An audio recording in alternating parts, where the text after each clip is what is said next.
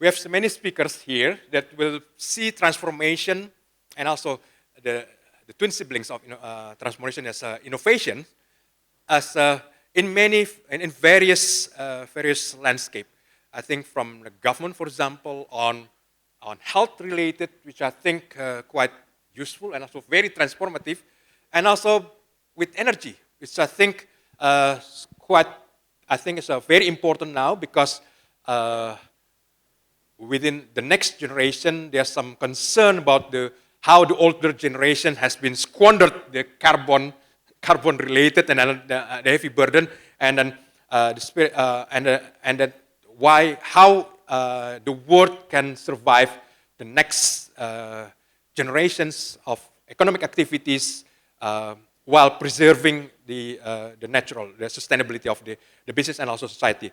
There are many, of course, we can deal with, but then, of course, I'd like to first with Ashok as a first speaker. I mean, so you can use the podium for 7 minutes on describing what you feel about the innovation and also transformation, especially from government related, which I think very, very sensitive because government, of course, there are bureaucracies within the government. They need to deal with parliamentaries, they need to deal with media, they need to deal with other countries, and I think this will be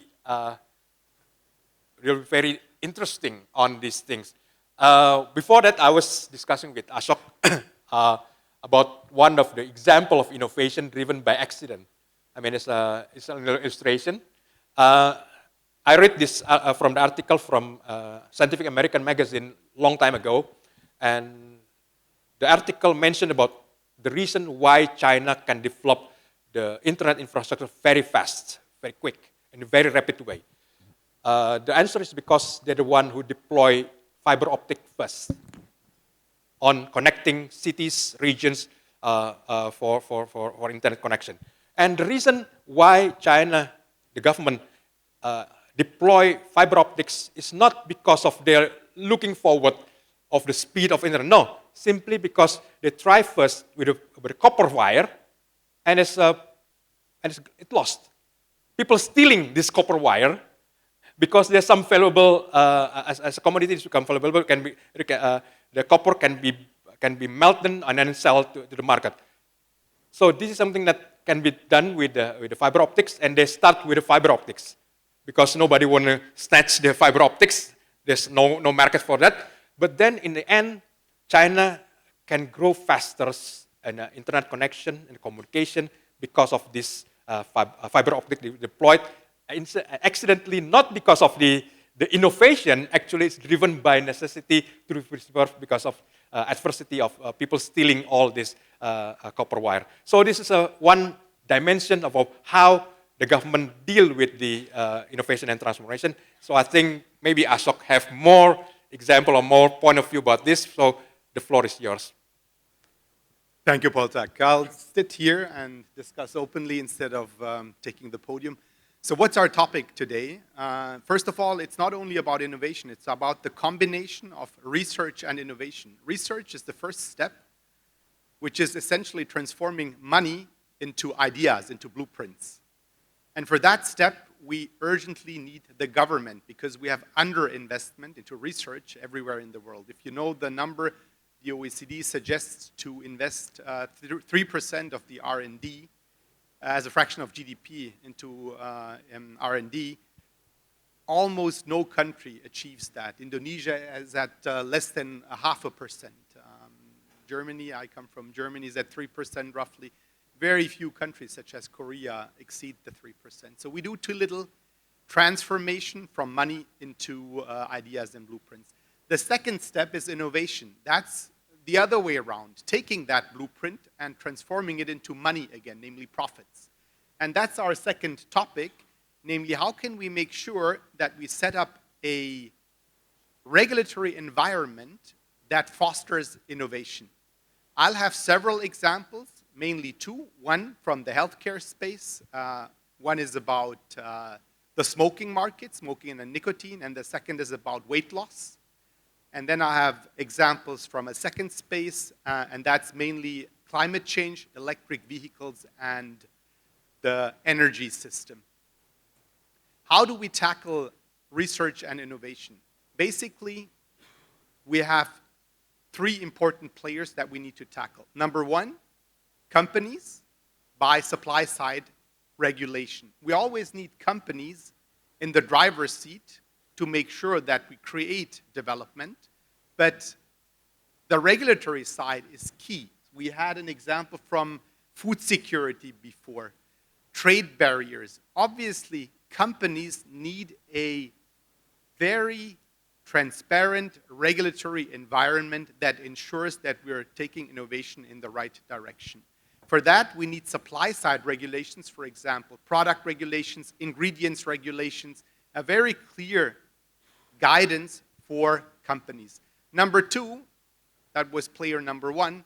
The second player is the consumer. And where is the consumer regulated? By demand-side regulations, which could be, for example, marketing restrictions on certain products. For example, so Tikki will know much better than I, on cigarettes. Why do we have marketing on cigarettes still allowed in many countries? It doesn't make much sense if you look at it from a healthcare perspective.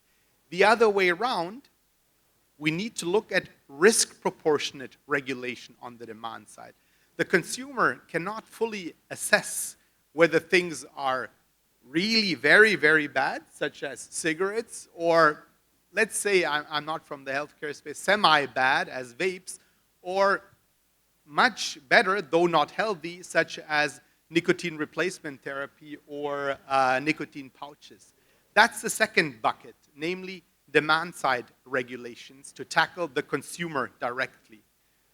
And then the third bucket of regulations is at the intersection of demand and supply. That's market regulations. And we have one extremely strong instrument on electric vehicles, on energy, and again in the area of healthcare, in the smoking market, and also on weight loss market, namely taxation as the single most important instrument to tackle the intersection of supply and demand. And again, I'm a big advocate of risk proportionate regulation here.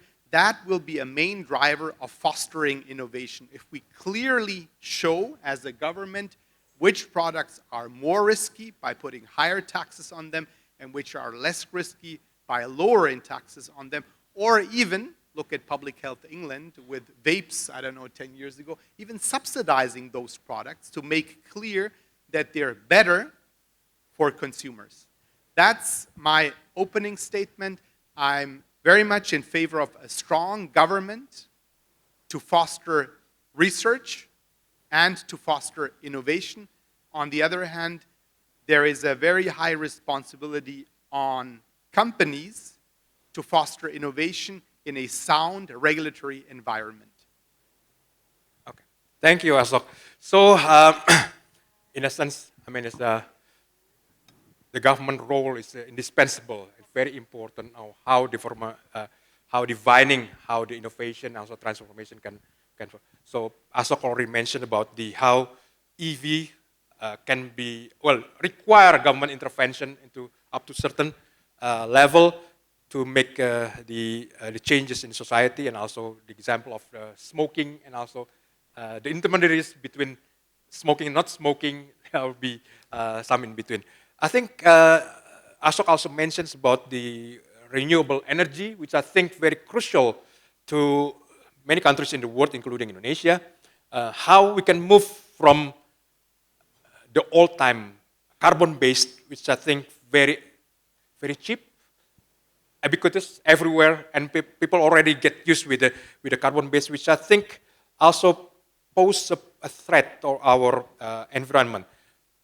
Bu Mada already here with us. So this transformation, energy transformation, which is more sustained, is one of the transformation we need. So I think like to hear from Bu Mada about the detail. How is her view about transformation, also innovation playing role in energy sector? Please, Bu Mada. Thank you, Pak Poltak. Can use the podium. Thank you.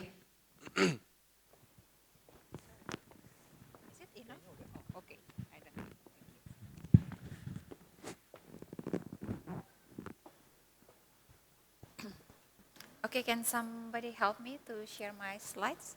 Yeah, let's pull up the slides or deck for Ibu Mada. Okay, while we are waiting, so let me introduce myself again. I'm Mada. I'm now the chairperson for the Indonesian Association for the Solar PV. So now in our association, there is like 100 members. That one is consisted of local manufacturer and then developer, IPP of course, and then supplier, contractor, inspection body, and also financial institution. So I mean like in our association, we want to build our ecosystem through our association. So if we completed the ecosystem in our association, we do hope that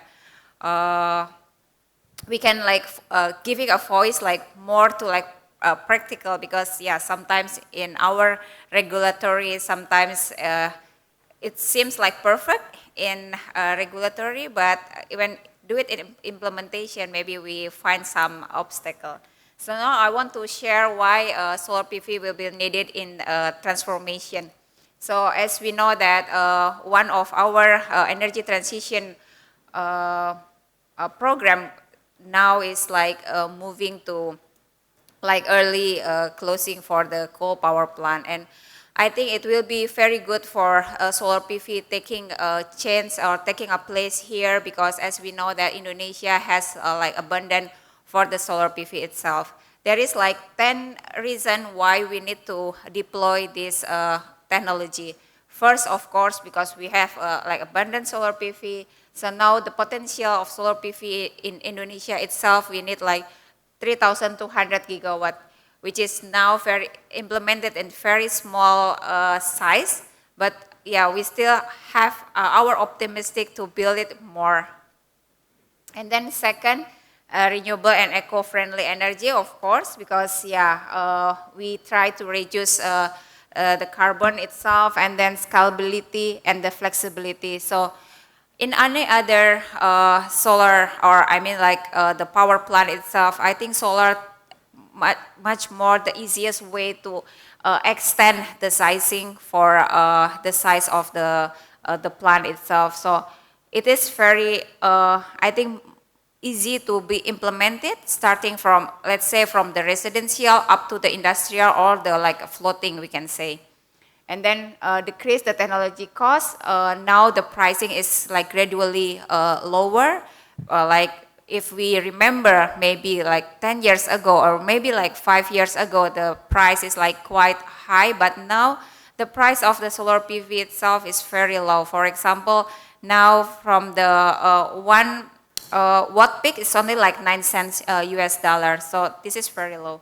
And then the energy independence, yes, like everybody said that we need like a security of our energy. So I think it solar PV has the place for our energy security. And then creation of new jobs. This is what like our association also try to push, because yes, for the solar PV itself, if we starting doing from the manufacturer until implementation, it will create a lot of like new job creation. So if like there is a new hashtag now, kabur aja dulu for Indonesia. So from AESI, our hashtag is jangan kabur dulu, because there is like a lot of opportunity for what is that? A new job in this solar plant. And then next. And then 7, we are encouraging innovation and local industry.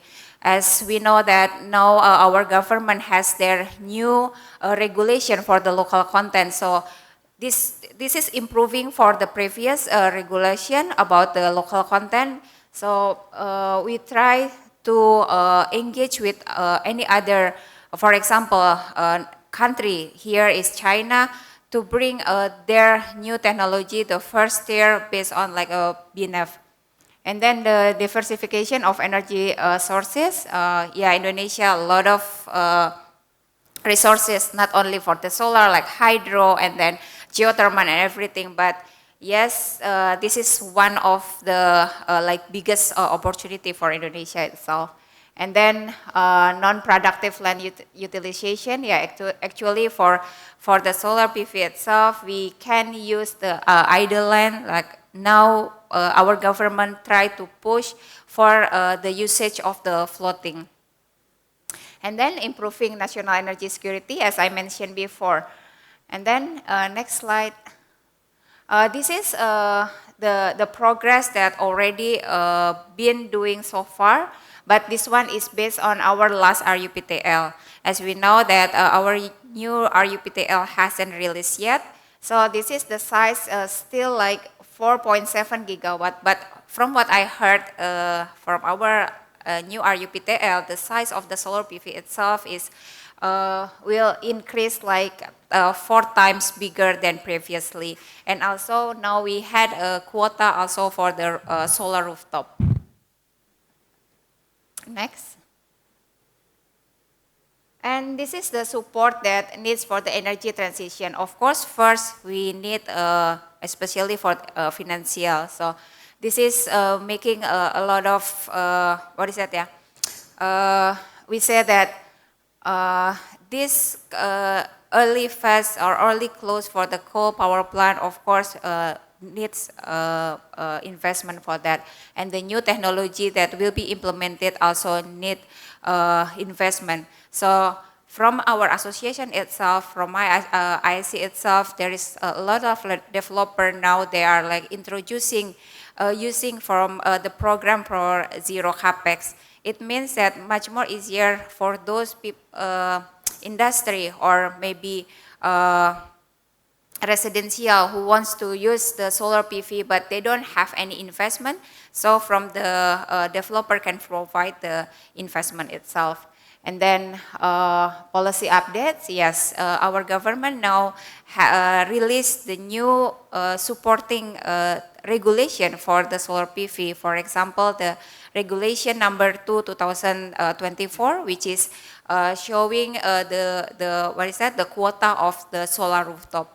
And it started last year in July, the first batch in July last year, and then from the implementation of first batch of the new regulation showing the big interest of the usage of the solar PV. So from last year, actually the application for the solar rooftop is 565 megawatt, only for 1 month application. And now from the January 2025, it increased another 200 and still on the waiting list about 250 megawatts. It's showing that solar PV will be taking a big role here in Indonesia. And then technology corporation, as I mentioned before, that now a lot of our, for example, in our member is the first biggest first tier solar manufacturer engaged with the Trina China. And then building green ecosystem, yes. So we want to build like more solar PV because it will give a big impact to the community. Next. Yeah, I think that's the opening. So I hope that we can have more discussion after this. Thank you. Okay, thank you. Big round of applause to Mbak Mada. Okay. Bu Madam specifically mentioned about the how, I think it's correct me if I'm mistaken, but then early retirement. I think Indonesia is one of the example of early retirement of power plant in emerging countries. We I think already succeed one in, I think it's in Cirebon or somewhere, and then one of the conditions early retirement of the power plant, it is financed by ADB as in development banks, and by having this, Indonesia entering the new period when renewable energy could supplant the energy requirement, the energy currently produced by power plant, by coal plant, and I think if I'm not mistaken, they will be continue rolling on with other carbon-based energy supply, which I think can be example how emerging market can overcome the difficulties of transition to the emerging market. If I'm not mistaken, Vietnam is the next one with this effort. Right? So I think the involvement of government and also multilateral body will be quite effective on pushing this transformation energy related. So I think next of our speaker, Pak Fithra Hastiadi.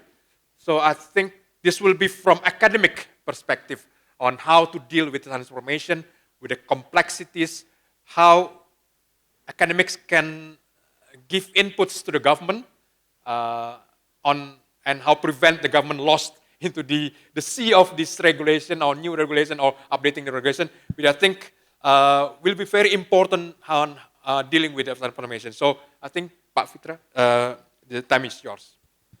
Okay, thank you, Bang Poltak. Very well-known economist. Actually, I want to hear more from you yeah, for this matter. But taking it from my side, my POV, as a trade economist. So I'm seeing the industry is actually, a consequence of what happened with the trade policies. But first, as an outline, I will give the facts, and then the consequence, and the third one is the roadmap. How about the facts?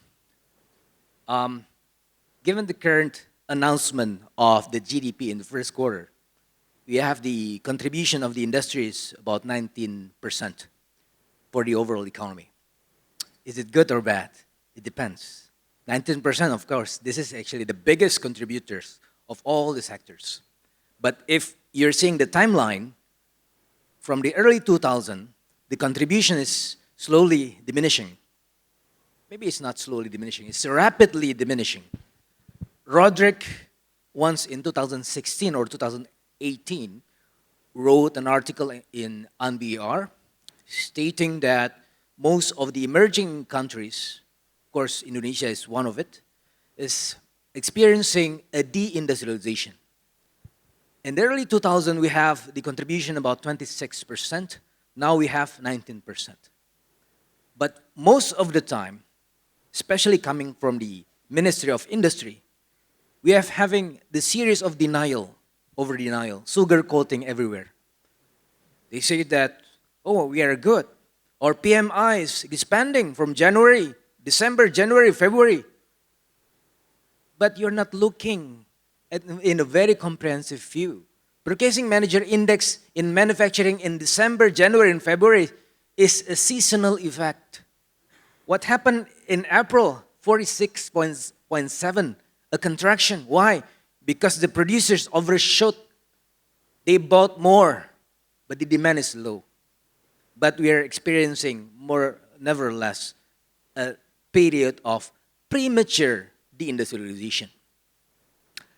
As a consequence, our growth is suboptimal. As you can see from the current figure of the manufacturing sector, for example, in the first quarter, it grew 4.5%. 4.5%. Our economy, the economy is growing 4.87%, but the manufacturing sector 4.55%, as opposed to, for example, in agriculture, 10%. 10% is actually more than enough. But most of the time, when we are talking about agriculture, we are talking about commodity-based, low value added. And it experienced a very high growth, especially during February. We have the export of commodities, 14% growth year on year, coming from the effect of depreciation. It's not sustainable. Bang Dede once said, Pak Khatib Basri said, we can actually, use this, the so-called, Trump said that this is currency manipulation. We can actually export more because we are having a currency depreciation. Yes, but only in the short term. But in the long term, as we might see the data last year, 5 months in a row, we have the PMI contraction below 50, one of which coming from the cost of production. And the cost of production is coming from the rupiah's depreciation. So, as a consequence, I'm moving to the second part. As a consequence, we have the suboptimal growth. I once wrote in 2017 the interlinkages of variables in exchange rate and trade, and also deindustrialization. We are repeatedly saying that if our rupiah is under pressure, this is actually the problem of the central bank. We are always saying that this is because of Pak Peri is not doing his work very well. You need to tackle the rupiah. But from my empirical study, we found that this rupiah depreciation is just a symptoms. Just like when you're sick, you have high fever. The fever is not the sickness. The fever is the symptoms. You want to give medicine, paracetamol.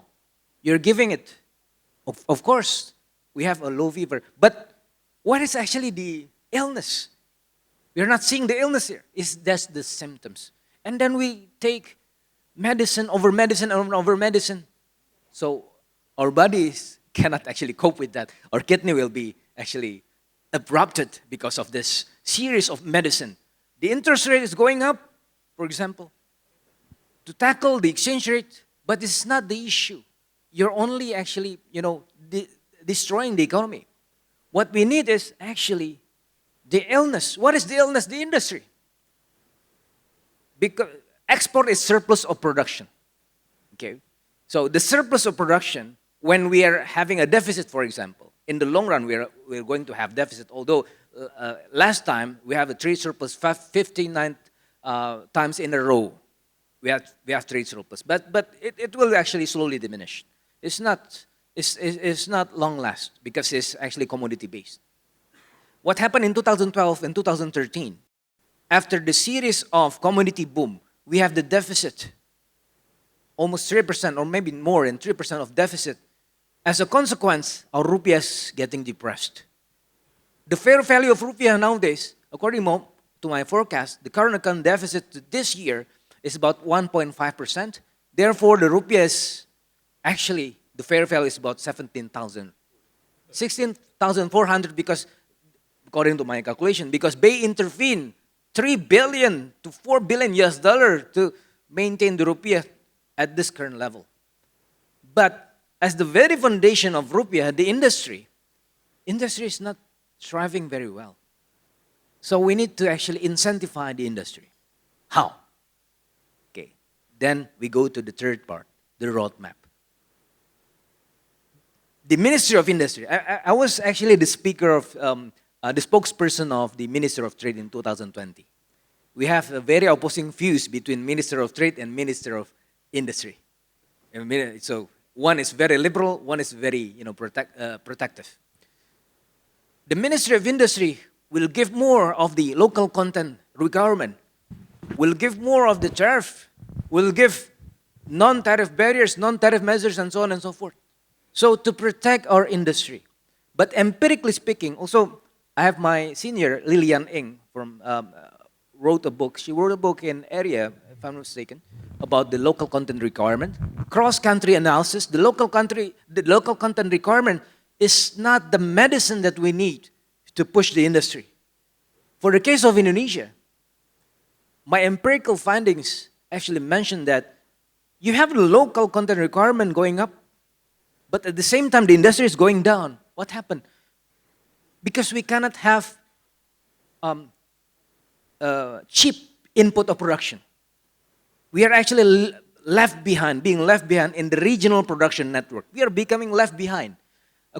I wrote in my book, Globalization, Productivity, and Production Network in ASEAN, in terms of the global participation and regional participation ranking in ASEAN, Vietnam, Thailand, Malaysia, Philippines, Indonesia. We are left behind. Of course, in this trade war, we are actually quite okay. Okay, but Bang Dede repeatedly saying, yeah, the contribution of trade is just very minimal. But hey, you have to actually expand the timeline.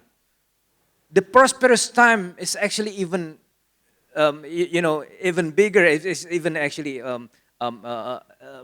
lengthy than if you compare it with the worst time. So, in a way that we cannot actually participate in the global and the regional progression network, so that our growth is suboptimal.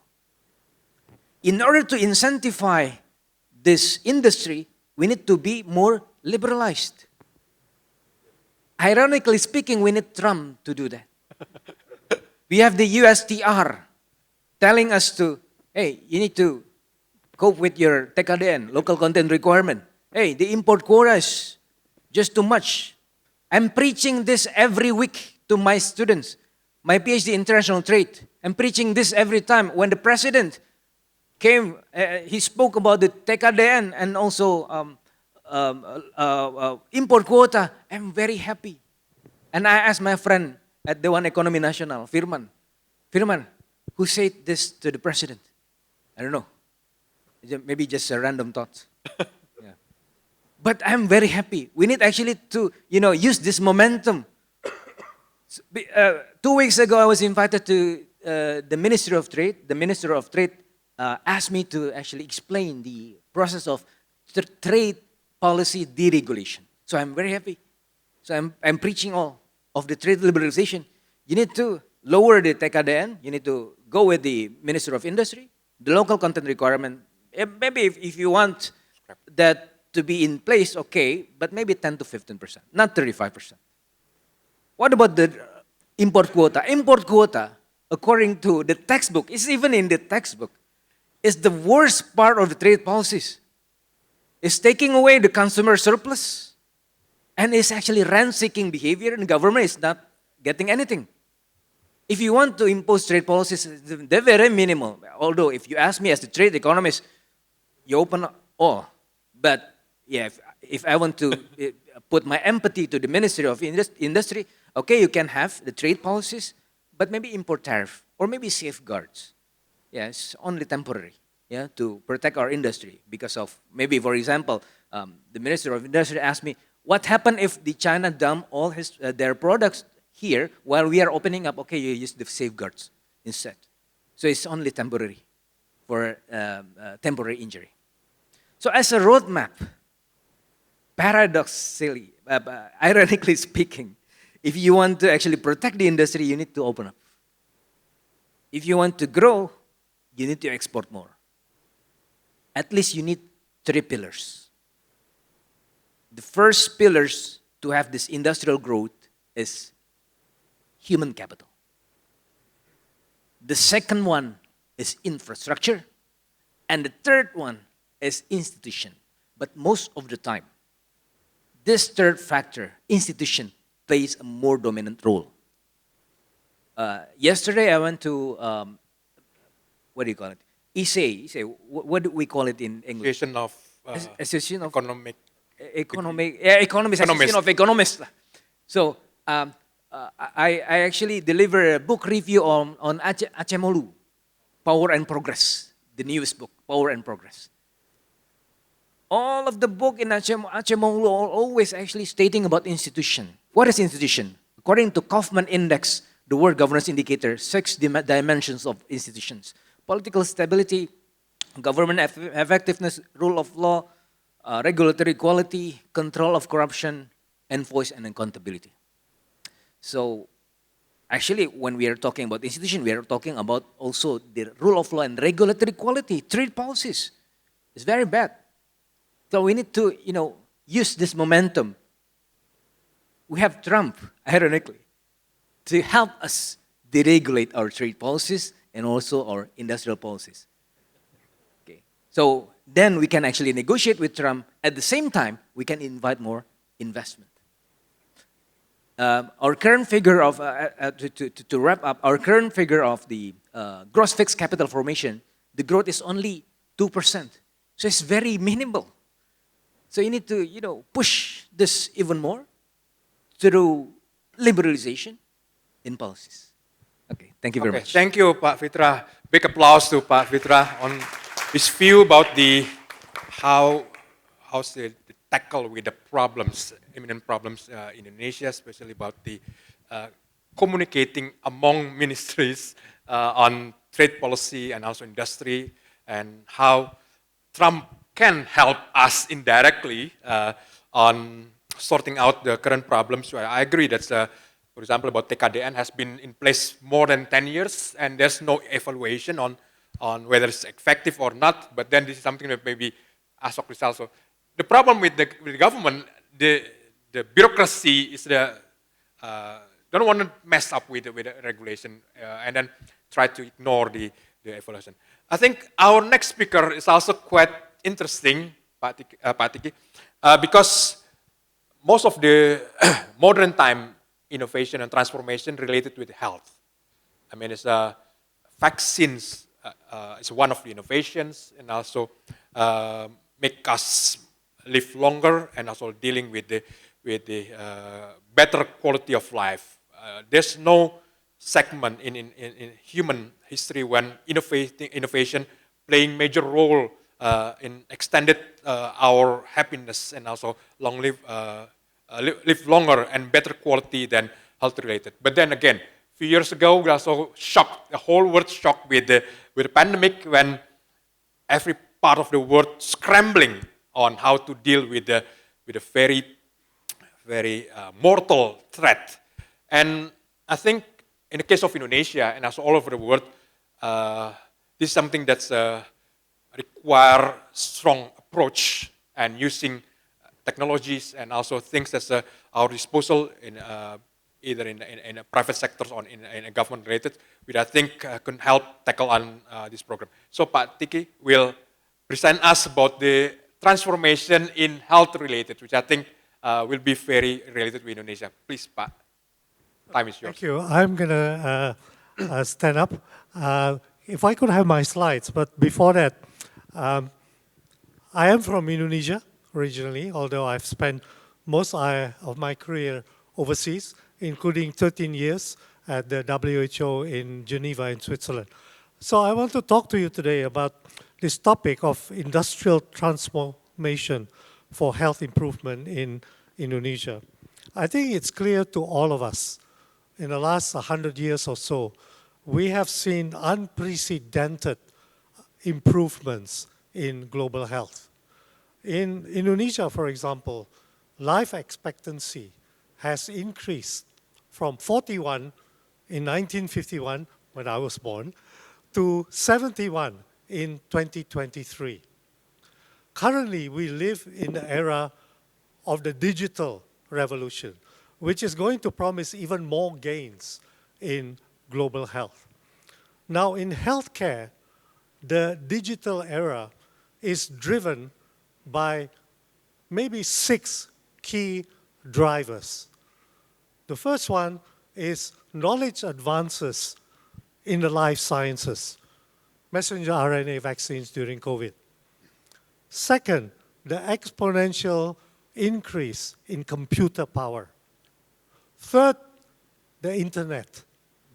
Fourth, big data analytics. Fifth, nanotechnology.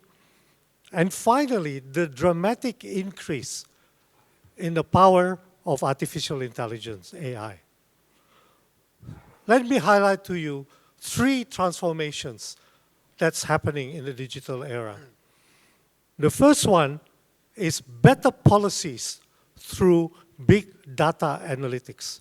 You see on this slide, the Global Burden of Disease Project, which was developed when I was at WHO, publishes data on 300 diseases in 200 countries every 2 years, including data for Indonesia, including data at the provincial level.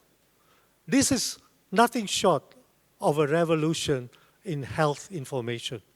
And it has helped policymakers, especially in developing countries, to develop policies to allocate scarce resources to deal with a country's highest priority health problems. So that's the first transformation. The second transformation is better access to more responsive and personalized healthcare. Next slide, please. Telemedicine and teleconsultations, exemplified by Halodoc in Indonesia, makes it more convenient for patients to access healthcare. Next slide. Precision medicine aims to target the right treatment to the right patient at the right time. This means not only do you increase the efficacy of the treatment, but you increase the safety of the treatment. Next slide. Amazing innovations in what is known as wearable health electronic trackers. Okay, these trackers can be worn on your wrist. I've seen many of you have that. It can be in your ears. It can be on your fingers, the Oura ring, and it can even be on the sole of your feet. Now, these trackers are able to collect and also transmit key health data, your temperature, your heart rate, your respiration, even your blood pressure. The third transformation I want to highlight is reduced healthcare costs as a result of reducing the burden of chronic diseases. Heart disease, lung cancer, respiratory illness, and diabetes. Big, major health problems in Indonesia. Next slide, please. These big problems are driven by the risk factor of tobacco smoking. Okay? Given the high prevalence of smoking in Indonesia, especially in males, 2 out of 3 of our males are smokers. Think about that statistic. You know, we are number 1 in the world when it comes to that. Okay? Given this high prevalence, next slide, innovations along the products which are called tobacco harm reduction products, such as vaping, electronic cigarettes, heated tobacco, and nicotine pouches. They should be considered as a healthier option to try and reduce smoking prevalence. Now, we talk about the importance of research and evidence. Solid evidence from around the world that these products are much safer than combustible cigarettes and are effective in helping adults to quit smoking. Next slide. In Japan, for example, you can see the bottom lines. When there is an increase in the sale of heated tobacco products, on the top line you see 32% reduction in the sale of cigarettes. Similarly, in the UK, when vaping rates go up, the bottom lines, smoking rates go down. For Indonesia, before these products can be utilized more widely, it is important that rational and risk-proportionate policies have to be in place to ensure access and affordability to those who need them. Ashok's already alluded to that. Cigarettes in Indonesia are taxed at about 57%. These products are taxed at the same rate. That is not risk proportionate. Okay, so finally, what is the impact of these 3 transformations? I believe they can have a profound impact on the health of Indonesians. And at the same time, it has stimulated changes in the healthcare industry. The proliferation of telemedicine platforms, increasing popularity of these wearables, and the mushrooming of the vape retail outlets. In summary, next slide, please. I believe these transformations can better serve the Indonesian people, Fendi mentioned this morning, result in more effective treatment and prevention of disease, and reducing healthcare costs through better policy. Collectively and in the longer term, I believe these transformations can help us achieve the goal of Vision Indonesia 2045, not only of good health, but of health equity for all Indonesians.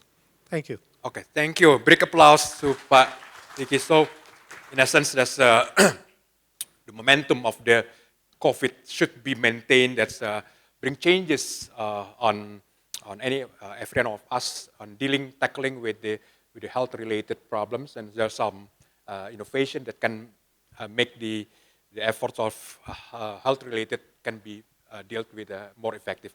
I think Ashok, you start with the smoking and with the smoking, and also mentioned about What a coincidence. yes, and about the energy transition, and also about how trade can be influenced. So, in your experiences in Roland Berger, I think you're dealing with mostly with the government. There's one burning question. Some challenges in achieving breakthrough innovation through government intervention could be lacked by buy-in policymakers on the importance of innovations. And of course, policymakers also reluctant to shift away. So what do you think, what can be done with this in your experience on communicating with the government? Well, first of all, governments are very similar around the world. They're slow. That's quite unfortunate, but that's a fact. So what I think is crucial is that industry leads by example. Industry cannot wait until governments change their regulations. I'll give you an example again from the nicotine space because Tikki brought it up. I worked for essentially for the government of Saudi Arabia. I mainly work in the Middle East currently. And the topic I was asked was about 4 years ago, we have the problem of extremely high smoking rates, obesity, diabetes. What can we do? So I made a suggestion. The government suggested going in with nicotine replacement therapy. I said, look, that doesn't work. It's a pharma product. We have experience with it. It's a great product, but nobody buys it. So we need people to have access to products that are interesting for them. My suggestion is go in with a product that is similar to nicotine replacement therapy, but that looks innovative, a lifestyle product. So I suggested nicotine pouches, packaged, etc. I created a company on behalf of the Public Investment Fund, and the company is now selling nicotine pouches. That's going really well. But what did the government do? Nothing. It didn't change the anti-smoking law. As Tikki pointed out, as in Indonesia, in Saudi Arabia, lower risk products are still taxed at the same rate as the extremely dangerous product cigarette. Nobody understands. So governments are slow. That's the first message. So industry needs to lead by example. Once industry has created development and innovation and a new product in the shelves, then governments cannot refuse to follow by adapting regulation. That's my second message. Governments are second, industry goes first. Then you need a lot of pressure. In politics, one would say voting by feet. This time it's more by choice at the shelf by the consumers, and then governments need to follow. And we as consumers have a very high responsibility by demonstrating by our choices how government regulations need to be adapted step by step. Second example would be on obesity management. We have new products on the market, Ozempic, Mounjaro. These are very important products in the shelves, and industry went first. Now we need to adapt regulation. We know that the product itself will not do the job. There will be, as Tikki pointed out, several pillars that are interacting with each other that will lead to the success in fighting diabetes and all the diseases that ensue from obesity. That's number one, nutrition. Number two, physical activity. And then number three, medicine, like Mounjaro and Ozempic and semaglutide and all these things. It's not the medication itself. We have heard this point here. We have symptoms, that's diabetes. It's not the medication alone that is going to win us the battle. It's other pillars, and the government, through regulation, needs to ensure that we step by step move towards more physical activity and better nutrition by leading in terms of regulation, supply-side regulations on food ingredients, packaging, marketing, and then also demand-side regulations such as marketing bans, and market regulations such as taxation, sugar-sweetened beverages taxation, for example. So in a nutshell, enterprises first, government second, and the consumer voting by feet has to push the government to adapt regulations, ideally in a risk-proportionate way. Okay, thank you, Ashok. So it's very interesting. There's chain of feedbacks from the government to industry and also follow. Okay, we have a limited time, but then of course, looking forward for the closing statement from Bu Mada, also Pak Fithra, and also Pak Tikki.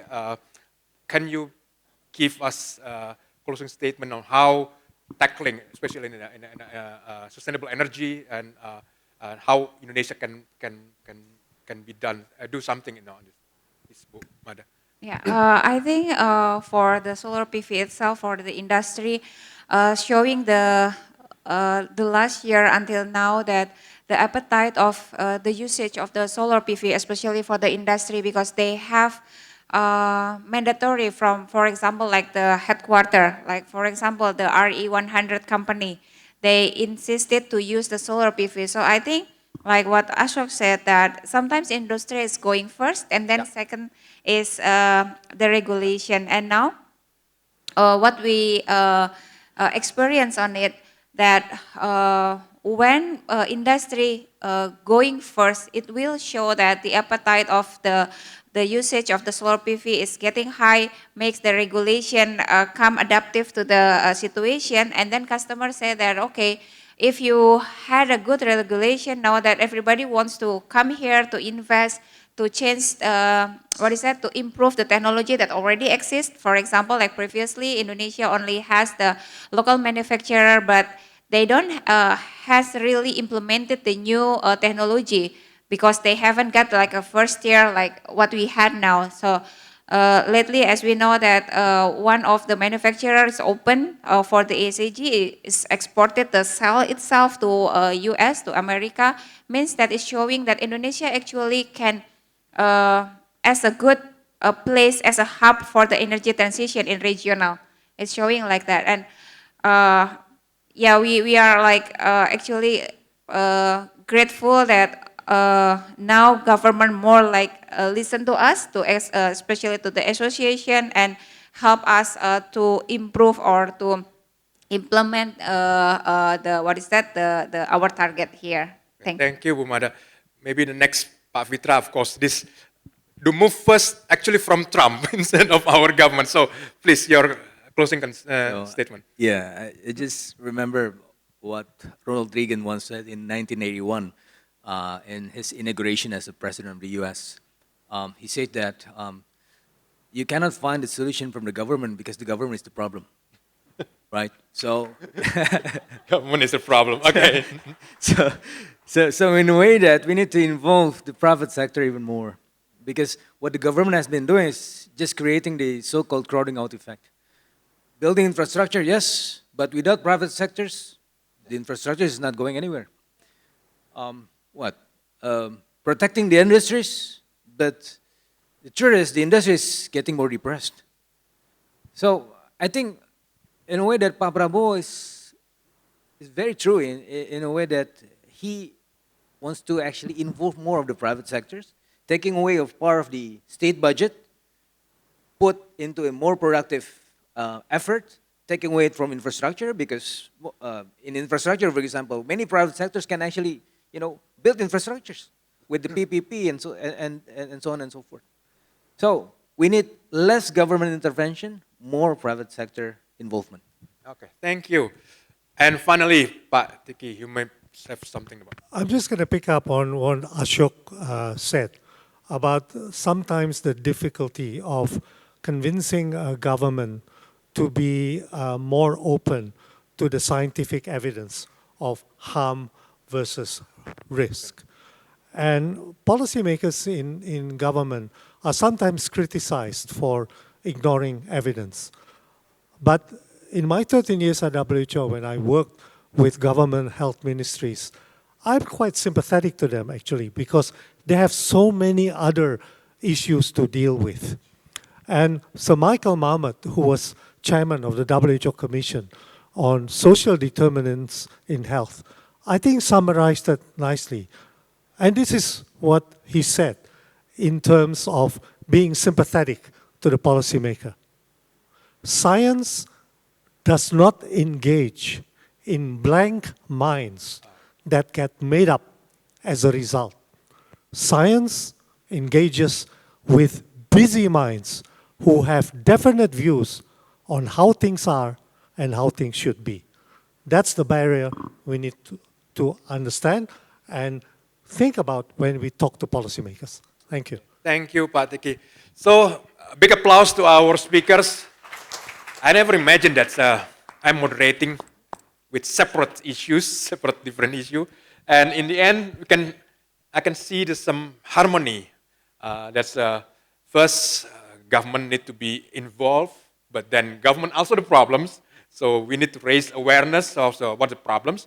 And of course, competition is good because if the government not bring more to the market, and means allowing more to the market, so it means there'll be backlog on things we can do. And of course, just like Pak Tikki said, we need to also sympathize about this, but then we not only stop on sympathize, but then push the government to act more and to dealing with the transformation, whole transformation, whether it's in energy supplies, whether it's in trade, or maybe in health related. So thank you for your attention. So I think I'm going back to our MC. Thank you so much. Big round of applause for our moderator and all speakers. Quick photo op, ladies and gentlemen. Would you kindly stand up?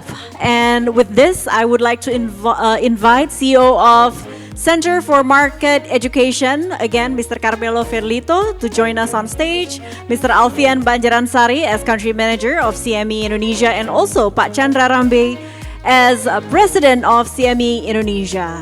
This has been wonderful. We definitely learned a lot from different space in one panel. Ladies and gentlemen, give your big smile for a more promising Indonesia 2045. 3, 2, 1. Captured. One more time. 3, 2, 1. Excellent.